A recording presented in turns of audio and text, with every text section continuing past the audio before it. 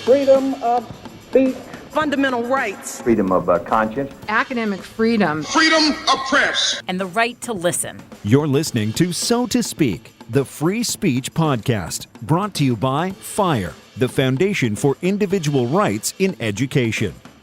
Hello and welcome back to So to Speak, the free speech podcast, where every other week we take an uncensored look at the world of free expression through personal stories and candid conversations. I am, as always, your host, Nico Perino, and today I'm joined by Ian Rosenberg. Ian is a media lawyer with over 20 years of experience. He's an Emmy-nominated documentary filmmaker, and since 2003, he's worked as legal counsel for ABC News. He has a new book that came out just this week called The Fight for Free Speech, 10 Cases That Define Our First Amendment Freedoms. Ian, welcome onto the show. Thanks for having me, Nico. So what does a media lawyer do? Well, so my job is a pretty great one for a law gig. I get to work with producers and reporters and anchors to make sure that everything that goes on air for the shows I work with them on at ABC News is legally sound. So that involves news gathering questions about privacy or hidden camera. It does involve review of much of the material to make sure that what we're saying is accurate. Basically, I'm sometimes an extra editor for accuracy, and to sometimes push, what's the basis for this allegation here? Do we have documentation to support that? And then I also engage in fair use conversations and FCC regulatory work. So it's very varied and it's very fast paced. So are you working like around the clock, or do you have specific shows that you work on? 24-hour news cycle, shows late at night, shows early in the morning, and obviously some of these are breaking news, so they need you like right then and there, I'm assuming. That's right. So I do have shows that I work with. Particularly, I've worked with Nightline since the post-Ted Koppel days when it was relaunched by James Goldston. I've been their lawyer, and so I'm on email every night working with the show before it airs. What got you into this? Was this something you went to law school knowing you wanted to do? Sort of, yeah. I was a theater major in college and took a First Amendment class from Professor Donald Downs, who I know is a friend of FIRE. Yes, very good friend. And a noted First Amendment expert. And I just took it because I was interested. I had no thought that was going to become my passion. And after taking a couple of classes with Downs, I applied to law school and theater school at the same time, got into both, but ended up going to law school. And it was with the idea, my drama advisor at the time said, I think it's a wonderful path for you as long as you promise me you won't be a lawyer. So I didn't know exactly what I was going to do, but I thought that I wanted to do something in connection with working with the media and the arts and protecting free speech. And I was lucky enough to, after graduating from Cornell, I clerked, but in the summer before and then after clerking, I worked with Floyd Abrams at Cahill Gordon, and that set me on the path to be a First Amendment lawyer. My interest in the First Amendment, I shouldn't say First Amendment because the First Amendment didn't exist at the time, but my interest in free speech came in fifth grade through theater when I was in a play on the trial of John Peter's anger. Cool. And that was really cool and really taught me a lot about the history of free speech in, then the colonies, but what was soon to become America. I want to talk about your book, of course, which again came out this week, The Fight for Free Speech. And you focus on 10 different cases that speak to 10 different types of issues related to our First Amendment freedoms. And they're disparate chapters, obviously. And I think for some of our listeners, many of whom teach free speech and First Amendment courses in college or in high school, this book would be particularly useful for them as kind of case studies into some of these issues. But I want to start by talking about some of the issues that you discuss in your book that might also have a connection with some of the work that you do as a media lawyer. And I want to start with your discussion of defamation law and New York Times versus Sullivan. I once interviewed way back when, maybe 3 or 4 years ago on this podcast, Martin Garbus, and he's kind of a controversial figure in the media law landscape because he takes plaintiffs in defamation cases, and there's a network of lawyers who refuse to take plaintiffs in defamation cases because defamation claims can be media lawyers' greatest frustration. So can you talk a little bit about the controversies surrounding defamation law, and in particular in recent years when then President Donald Trump was talking about opening up libel laws? What was the danger that you saw in that? Well, first of all, thanks for saying that you think the book would be good for media law classes. I agree. I teach media law at Brooklyn College to mass communications graduate students. And one of the things I found was that there really was no book that discussed free speech and free press issues that is written for non-lawyers. There are textbooks and there are very wise books from esteemed people in the field if you're heavily immersed in the topic, but this is trying to be a user's guide to understanding these issues for smart non-lawyers. It's the kind of people I talk to every day at work, and the spectrum of 10 cases that I raised are supposed to give you a thorough understanding of the First Amendment in one single book. But and the stories behind the cases. I mean, you really go into detail about the individual figures who are involved in these cases. I mean, when you're talking about the Schenck and Abrams cases early on in America's First Amendment jurisprudence, you really go into kind of the anarchists who were at the heart of those cases and the animating factors that led to them writing the leaflets that then ultimately resulted in them going to prison for their protests of World War I and America's involvement in trying to thwart the Bolshevik Revolution.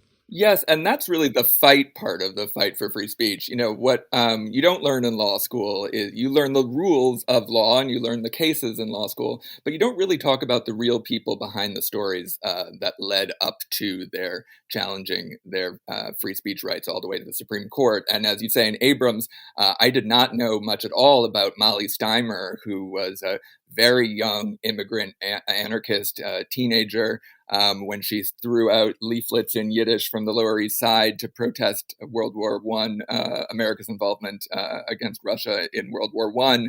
And I think, one of the goals I have, besides thinking these stories are particularly interesting and compelling, one of the goals I have for this book is for people to see themselves in these fights. Now, not all of these people are heroes. I think they're pioneers is the term, because some of them are not great people.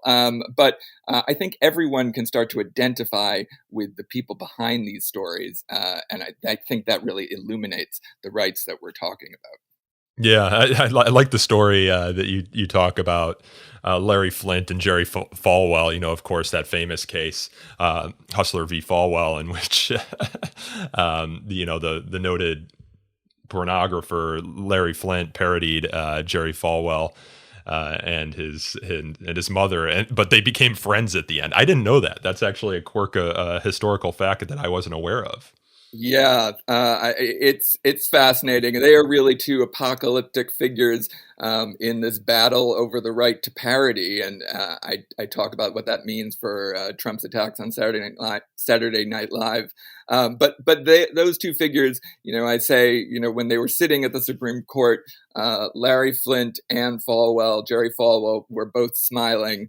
Falwell because he, knew in his heart that everything he was doing was good, and Flynt because he knew in his heart that he was sort of up to no good and loved it. But yeah, those two crazy kids became friends in the end, and there are a lot of surprising sort of story twists, I think, in this book that people will hopefully find entertaining as well. To go back to your libel question, which of course I was going to try and get back to that. We were getting on tangents. So to go back to your libel question, the concept of the book is that each chapter begins with a contemporary question, a burning First Amendment controversy of today, and then discusses the historical case that answers that question. So the question with libel is what Trump has said, and in a different way, Justice Thomas has said that Trump saying that we need to take a strong look at libel, and this misconception that's out there that the media can just lie and get away with it. And it's something about libel law makes it impossible for plaintiffs to win a case against the media, and that is just absolutely not true. If that was true, I wouldn't have a job because I am part of the protection against libel, working with our excellent journalists. And so the story that I tell about that is the New York Times versus Sullivan case, which involves civil rights heroes of the past: Dr. King, Reverend Ralph Abernathy, Fred Shuttlesworth, Reverend C. And Lowry, and their ultimate victory at the Supreme Court, which led to the press winning the right to criticize public officials and make mistakes. So one of the things I hope this story it will do is to encourage people to defend rather than disdain the press. But it also actually explains what the actual malice standard really means. And it's this ability to make mistakes, but not to lie or turn a blind eye to the truth.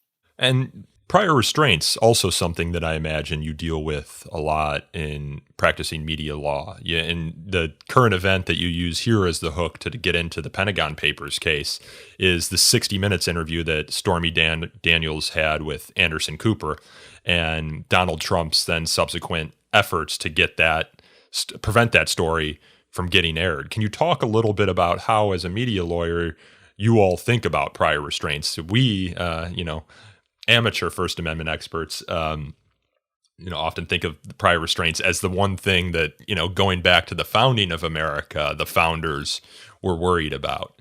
But, what can the government prevent from being published prior to it being published? Right. So, as you know, but maybe not all of your listeners, the Pentagon Papers case, which really pitted Nixon against Daniel Ellsberg, who had leaked the Pentagon Papers to the New York Times and ultimately the Post and other papers, really now we think, oh, of course, the founders up till today meant that there could be no efforts to stop the presses, that the media would always be allowed to publish and then suffer any consequences, but that they shouldn't be stopped for publication. But at the time of the Pentagon Papers, really, that question was in doubt. This was during the war. The papers were about, although a historical document, did contain arguably references to elements of the current conflict and the current battles. And so it really was a question of whether and the papers did stop. The New York Times and the Washington Post were prevented from publishing. And the question I talk about at oral argument really turned at oral argument on one question, on whether or not they could cobble together a majority to protect the press.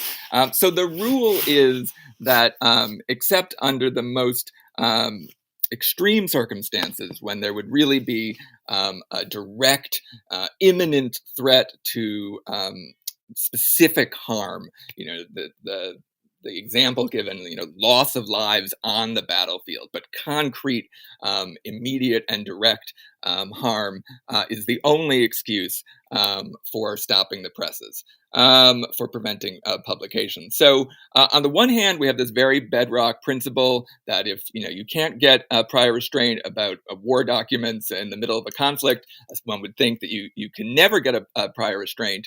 However, the way our courts work is that just because the Supreme Court has a rule doesn't mean that the lower courts follow that rule. And so while you win these cases on appeal, you don't necessarily win them initially at the lower level. And although I haven't had any experience with prior restraints in my 17 plus years at ABC News, when I worked at the law firm with, as I mentioned before, legendary attorney Floyd Abrams, one of the things we put together was a prior restraint compendium every year of prior restraints that were from all over the country that were improperly granted and eventually overturned, but to keep people's awareness of this continuing threat.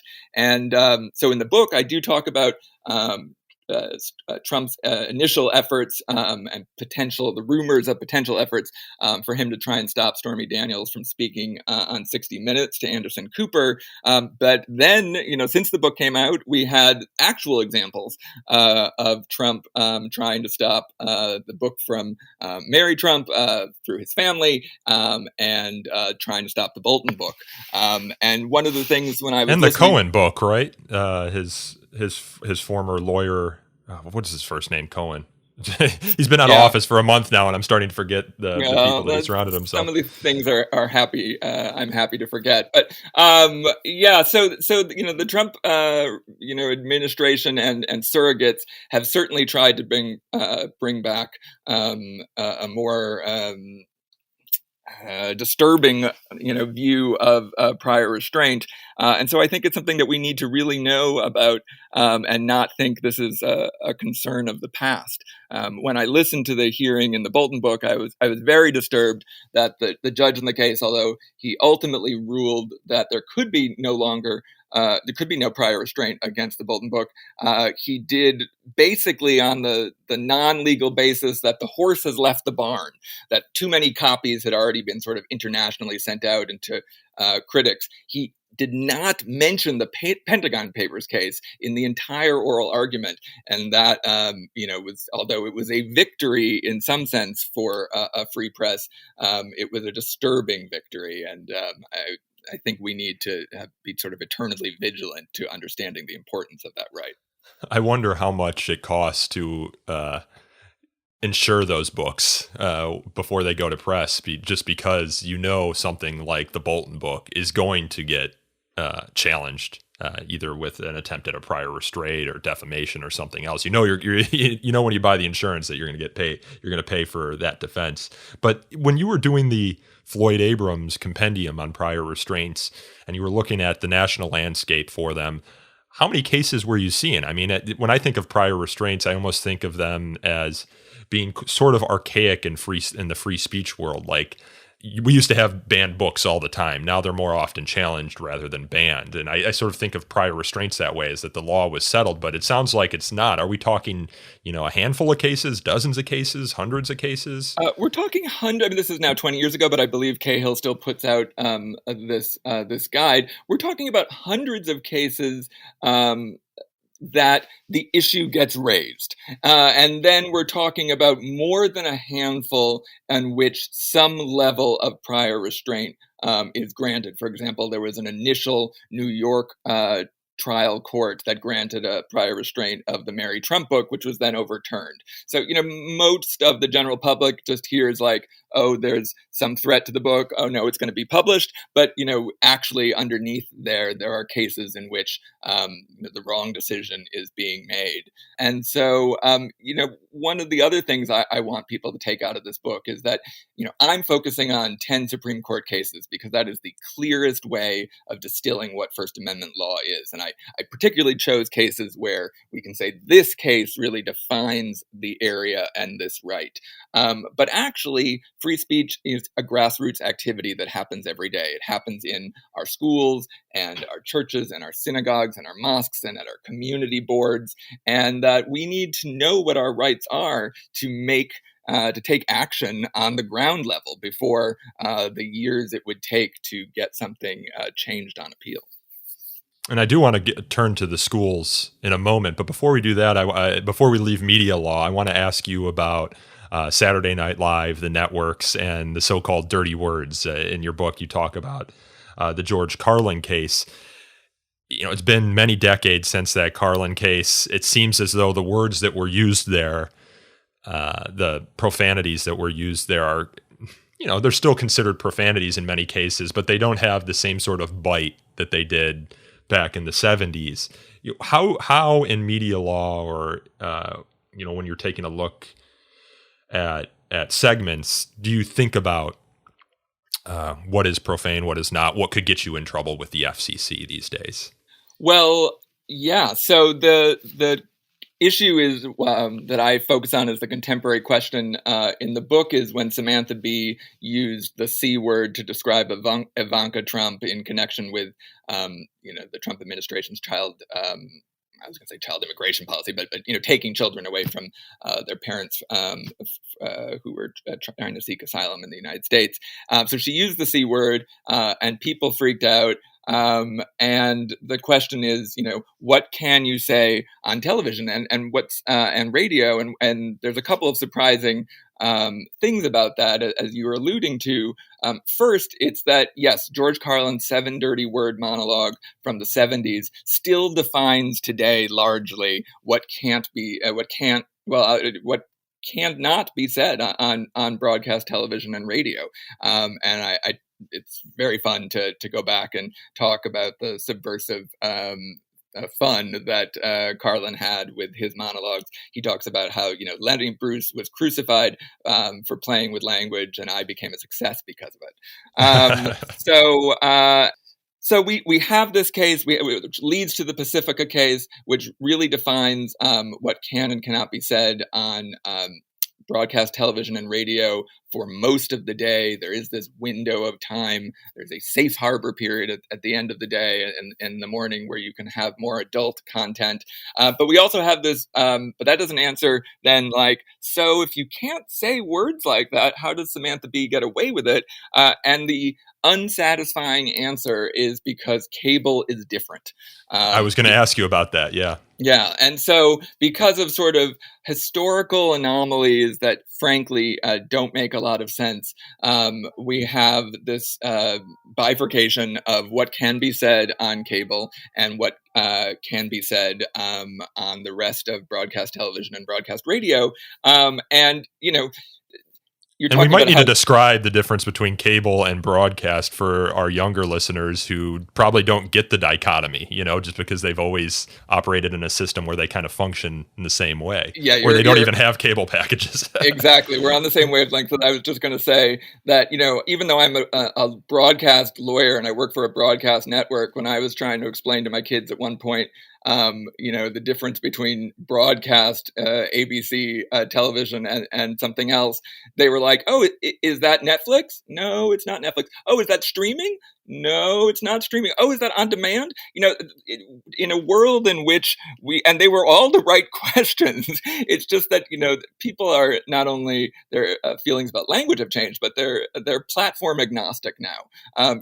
People just watch whatever they want, whenever they want it, on their phones, wherever they're going. And that's great in most ways, but it certainly, I think, makes the distinction between broadcast and other media, a historical anomaly that should be changed. Unfortunately, when this case, when the Fox case came up to the Supreme Court, the various fleeting expletive cases that came up with Bono and Nicole Richie and Cher cursing, and in conjunction at the same time with the Janet Jackson Nipplegate scandal. Really, it was only Ginsburg at the time who said, let's reevaluate this. They overturned or they stopped the FCC's fines at the time as saying that there hadn't been enough notice. But then Justice Roberts sort of wags a finger like a scolding parent and says, but now you're on notice that even fleeting expletives and fleeting nudity can be fined under any circumstances. So we have are those enforced? I think about the FCC now and especially under Ajit Pai, who it's my understanding is fairly good on these First Amendment issues, free speech issues. I mean, enforcement is discretionary, of course. Enforcement is discretionary, and one of the great ironies is that today, how many people complained about an incident? I think certainly in the Janet Jackson case, there was many complaints, although some of them were, a large portion of them were from form letters from advocacy groups, but, vast number of complaints. In the Carlin case, that led to this regime, we had one man.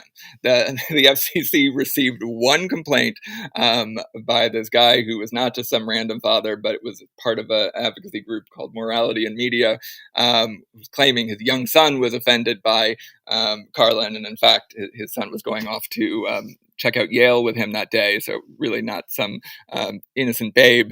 So yes, you are absolutely right that enforcement is discretionary. There has been very little enforcement. There was one incident with a local TV station had been profiling a former adult film actress who I think now was an EMT, and it was talking about the good work she did, and they mentioned some past pornography she had been involved in, and in showing the cover, which was tame or tame enough, there was some errant ad for different pornography in the corner that showed male genitalia, and it was on screen for some very brief seconds of time, and that local station was fined. And I think that's the only significant fine in that regard. However, that doesn't mean that the part of the reason that there's not fines is because there is a real concern about receiving these enormous fines.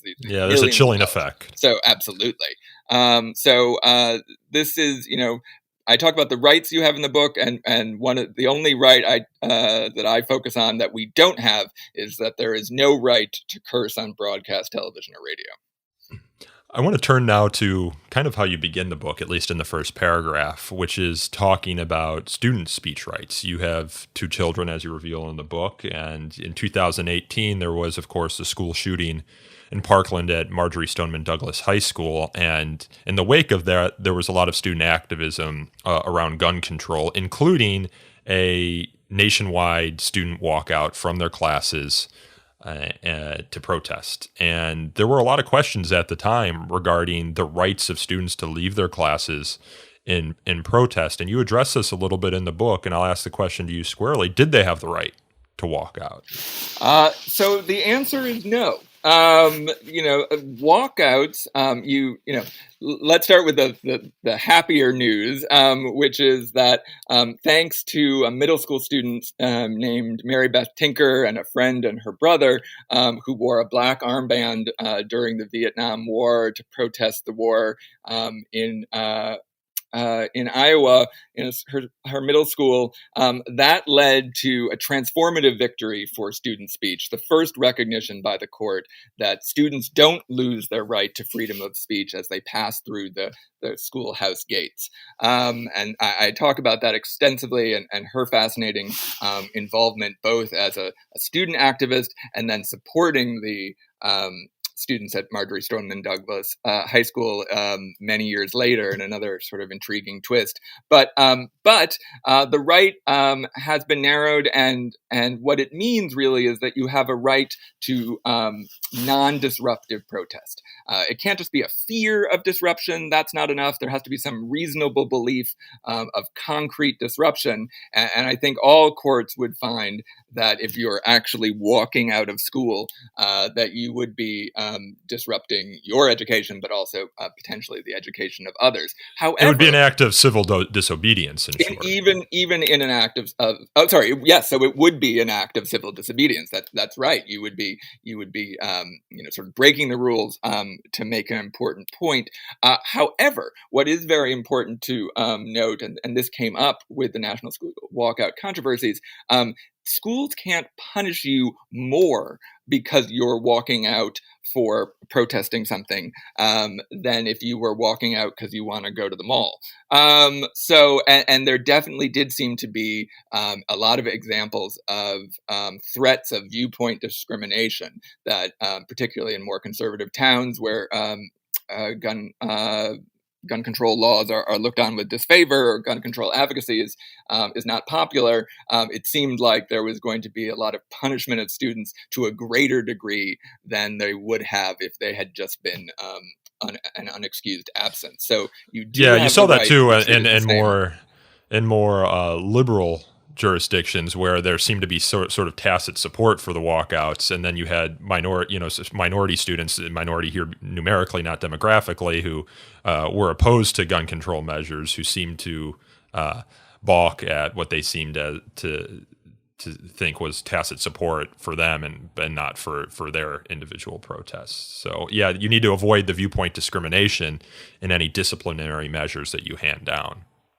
That's right. But I think that sometimes we're talking about, what is the answer to this question? And I try very hard in the book to actually answer people's questions. My father was an economist, and he talked always about, people always say, I think Truman wanted a one-handed economist because somebody always says on the one hand this, on the other hand that. So I do try and give actual clear-cut answers. But I think that the bigger, and the answer to can you walk out and be punished, will you be punished if you walk out? Is that constitutionally permissible? Yes, it is constitutionally permissible to punish people for walkouts. But I think the bigger question is, particularly today with so many movements for against gun violence, for climate action, like Greta Thunberg's Fridays for the future, with Black Lives Matter, that we are seeing an unprecedented resurgence of student activism, unprecedented since the 60s and the civil rights movement,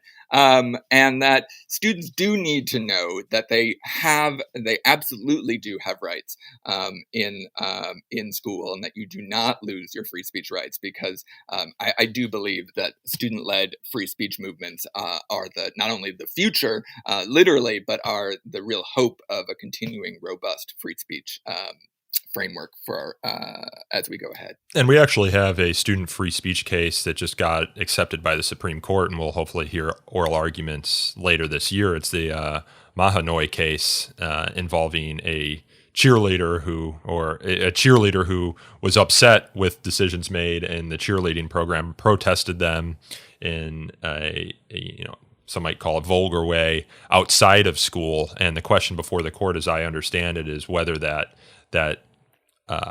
protest outside of school reached the substantial disruption that Tinker kind of carved out. And I should say, and you probably know more about this than I do, but since the Tinker case, unfortunately, the court has narrowed what it had said in the Tinker case, and allowed for more things to be considered substantial disruption. We think here about Bethel v. Frazier, Hazelwood, and that line of cases. Yes. Well, so in those line of cases, basically the court said student newspapers could be censored because it was actually the administrator's speech rather than the student's speech, since they were in effect the publishers.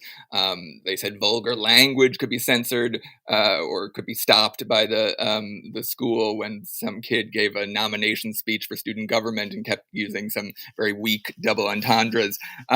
And then the Bong Hits for Jesus case, a guy just put up a nonsensical sign. That's outside. Morse v. Frederick, yeah. Where he, wanted to cause a stir at a, Olympic parade. And the court said that, advocacy of illegal action essentially could be, or illegal, activity could be stopped by the court. But I am actually more, up until the Supreme Court, the Snapchat case, I was still believing very strongly that the court had still enabled there to be a robust free expression framework for students. What's so disturbing about the case you bring up is that it's sort of the parallel of Tinker. In Tinker, we have the court saying that students don't lose their rights when they're inside the schoolhouse gate. Here, a young woman, was outside school, not during class time, on Snapchat.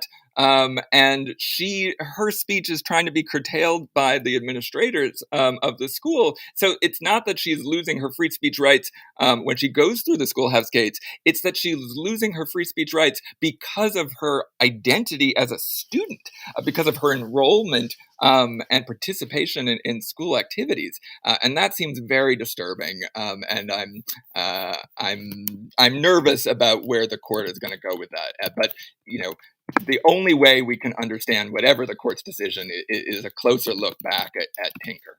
Yeah. The case involved, as I mentioned earlier, a cheerleader, but she was protesting on Snapchat the fact that she failed to make the varsity cheerleading squad and would remain on the junior varsity squad. And she posted a picture of her with, giving the middle finger on Snapchat. Snapchat, of course, is ephemeral by design, meaning that you can only see the snap for a certain period of time, but another student had taken a screenshot of it, shared it with the mothers, the school got a hold of it, and the school suspended the student from cheerleading for a year, saying that the punishment was needed to, quote, avoid chaos and maintain, quote, a team-like environment. And the student won in the appeals court.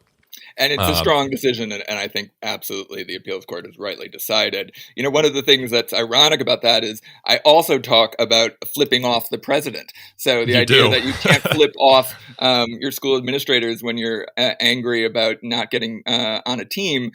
We talk about I talk about in the book Julie Briskman, who's the woman who, you know, the bird that was heard around the world. She flipped up Trump's motorcade, and then a photo of that went viral. She was fired from her job.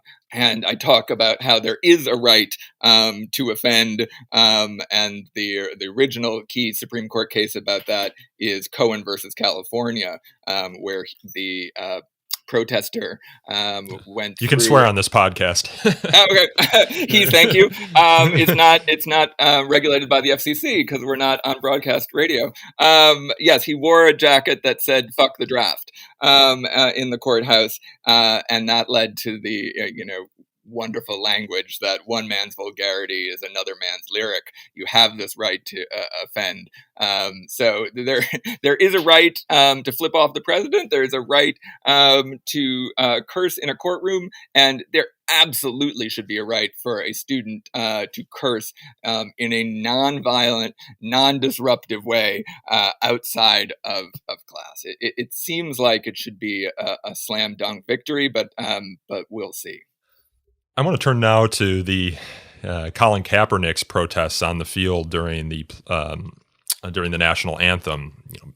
Now this was like 2016, 2017. He was taking a knee during the national anthem and was essentially blacklisted from the NFL and remains blacklisted from the NFL. It seems strange now to think that happened, given that you turn on an NFL game now and they have Black Lives Matter in the end zones. Each of the players wears a helmet that often is emblazoned with some social justice message behind it. But at the time, this was a huge controversy. The president weighed into it.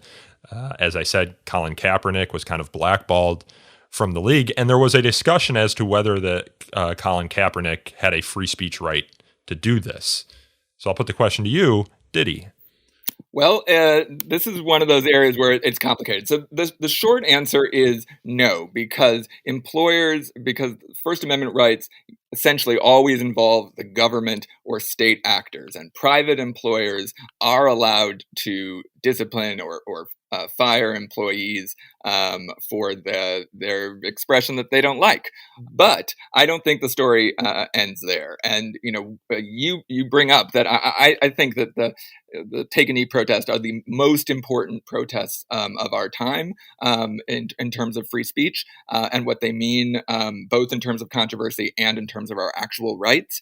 And I think that the Kaepernick story is instructive in two ways. One sort of free speech values oriented, and one very practical. And the free speech values is we are talking about the right not to speak, the right to not have a message compelled to us. And that comes from a case called Barnett, in which Jehovah's Witness school children refused to pledge allegiance to the flag during World War II because they believed it was a form of pledging to idols, essentially, and felt it violated their religion. I should note here, you have a very interesting historical note that I wasn't aware of, that it was up until World War II that we started putting our hands over our hearts when we do the Pledge of Allegiance. Prior to that, we used to hold our hands up almost kind of like a Nazi salute, except our palm was up and instead of our palm being down. And it was during World War II, of course, because of the specter of Nazism, that the gesture was changed to the hand over the heart. I didn't know that, and I found that fascinating.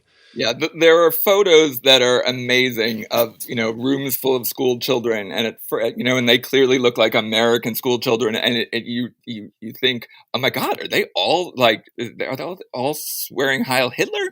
Because their hands are up, as you say, straight forward, but with their palm, if you look closely, the palm is up. That changed during World War II out of sort of embarrassment that how similar the gesture was to the fascists we were fighting.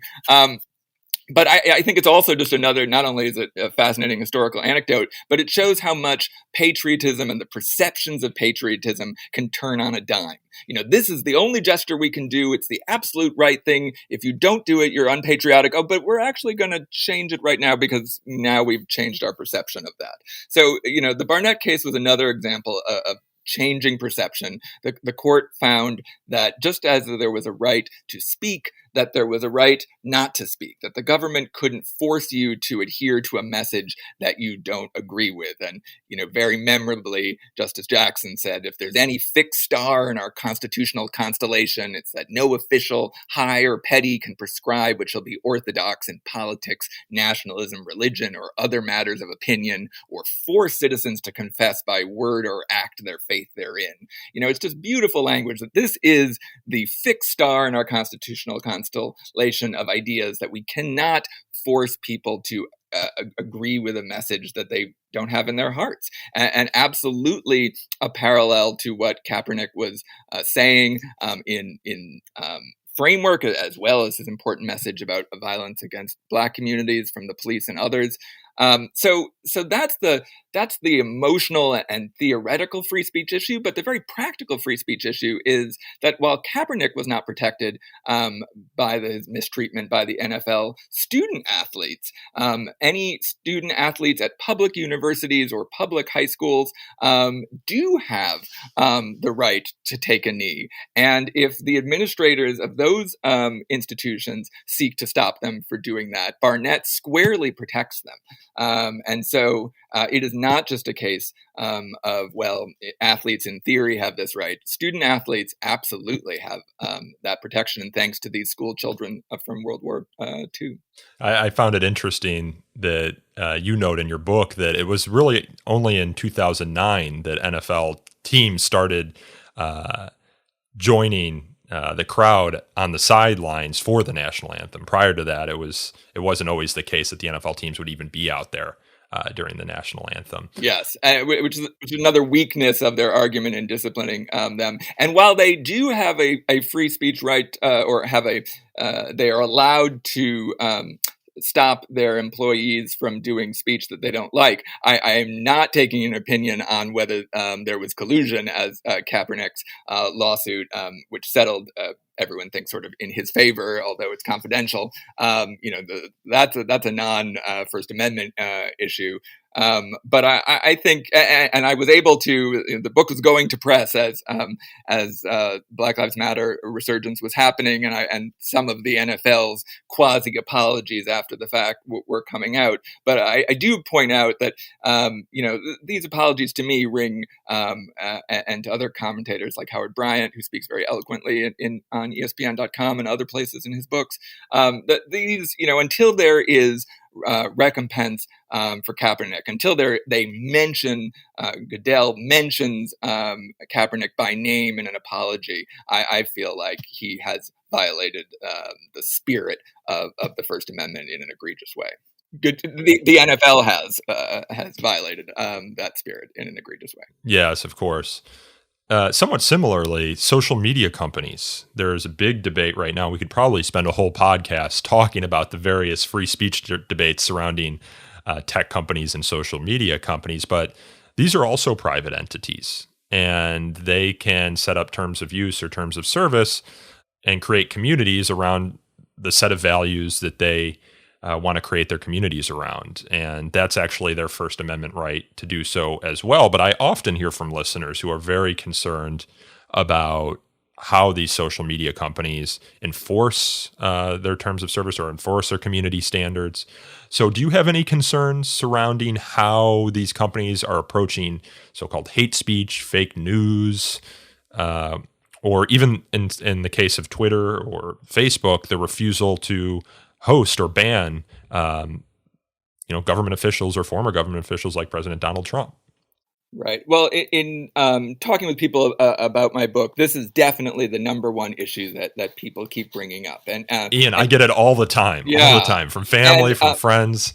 And it's something that I made a point of addressing in the last chapter of my book. The first time the court ever addressed the issue of social media speech does not come until 2017 in a case called Packingham, which finds that individuals, even a sex offender, have a right to access social media, that to deny people access to any kind of series of social media platforms is essentially taking away too vital a component of speech in the modern era. So that's on the one hand. That was the government taking away. That's the government, their right. Exactly. So that's on the one hand. But then back to your earlier point, I think, I know you know this, but I think it's important for listeners to understand that as you were referencing, all social media platforms are private entities. And so they do not have to abide by the First Amendment at all. You know, the First Amendment, the text says Congress shall make no law abridging the freedom of speech. So that applies to the federal government and the states, but not private companies. So Facebook, Twitter, YouTube, they're not government actors. They can restrict people's speech all they want. They can kick people off their platforms. They can restrict speech based on its message. They can refuse to accept ads from whomever they choose.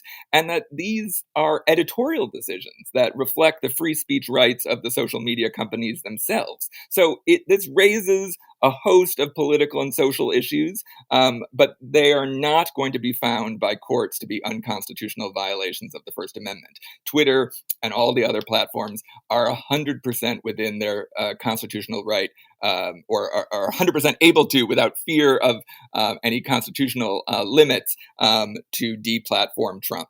Government actors have to follow the First Amendment, but private companies and private individuals don't.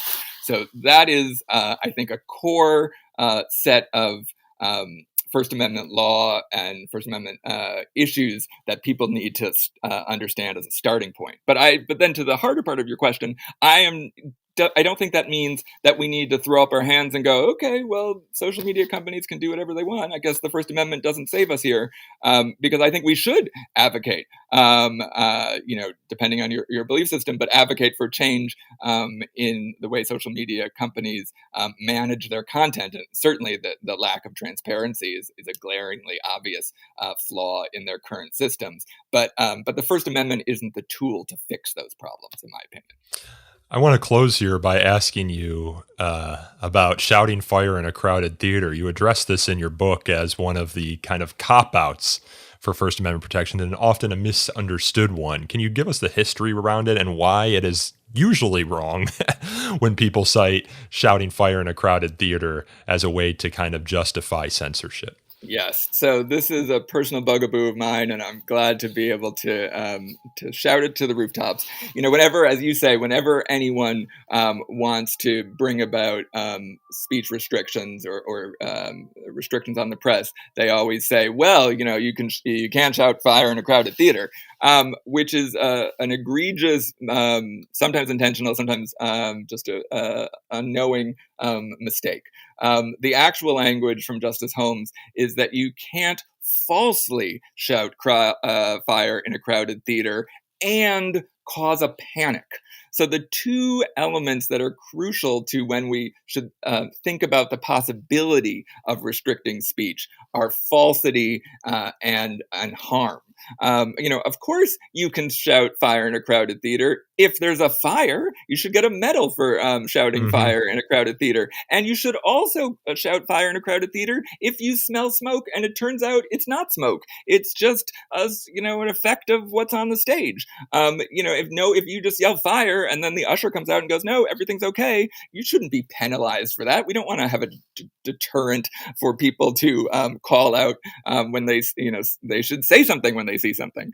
So this is, I think, I say, if there's one thing you learned from my book, and now if there's one thing you learned from our podcast discussion today, it's that, that phrase is misused all the time. And I think it's often intentionally misused to say, like, well, since there are limits on speech, we can limit this speech. And yes, of course, I am not a free speech absolutist. The Supreme Court is over the years, and even as constituted today, are not free speech absolutists. Absolutely, there are many different types of restrictions that we have on speech, and those are constitutionally permissible, and I would say most of them are socially acceptable as well. But we should not begin the idea that, oh, well, since some limits on speech are allowed, every limit is okay. And I think the false fire analogy is a real tool for misrepresenting what our real rights are.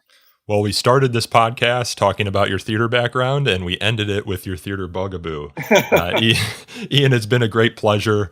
The book is The Fight for Free Speech, 10 Cases That Define Our First Amendment Freedoms, and it's out this week. Ian, thanks for coming on the show. Thanks for having me on it. It's one of my favorite programs.